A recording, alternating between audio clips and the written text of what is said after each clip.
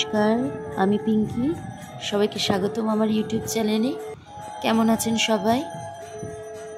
জয় জগন্নাথ বলে আজকের ভিডিওটি শুরু করি। আজকে জগন্নাথ দেবের স্নানযাত্রা। হিন্দু মতে এই স্নানযাত্রা এক বিরাট পূর্ণতিথি। মনে করা হয় এই স্নানযাত্রার সাক্ষী থাকলে সমস্ত পাপ ধুয়ে মুছে যায়। তাই যেখানেই জগন্নাথ দেবের স্নানযাত্রা অনুষ্ঠিত হয়, শয়ে শয়ে মানুষ সেখানে গিয়ে ভিড় করেন। আমরা প্রতিনিয়তই নিজেদেরই অজান্তে অনেক পাপ করে থাকি। তাই আজকে এই স্নানযাত্রার সাক্ষী হয়ে আমি নিজেকে খুবই ভাগ্যবান মনে করছি।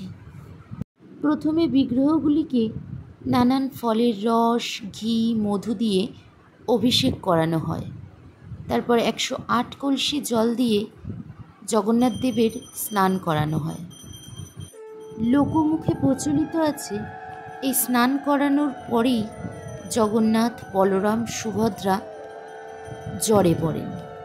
এই সময় 14 দিন ভাই বোনকে আলাদা ঘরে রেখে সেবা শুশ্রূষা করা হয়। দিদা ঠাকুমাদের মুখে শোনা যায়, পুরীর জগন্নাথ, বলরাম ও সুভদ্রার বিগ্রহগুলি সত্যি উত্তপ্ত হয়ে ওঠে। তারপর 14 দিন সেবা শুশ্রূষার পর আবার তারা তাদের নর্মাল তাপমাত্রায় ফেরেন।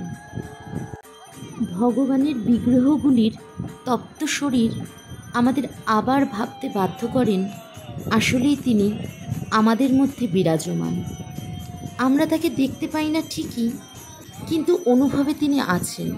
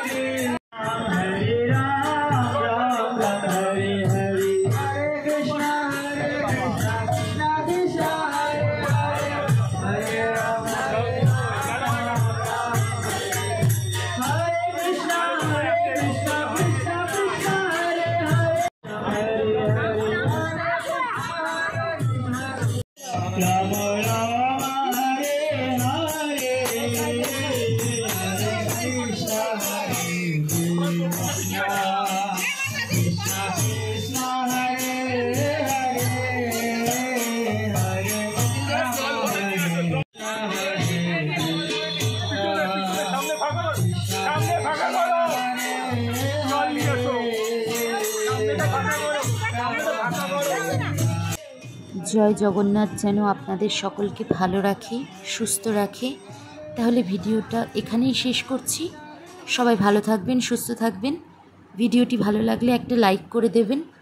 আবার দেখা হবে নতুন একটা ভিডিওতে।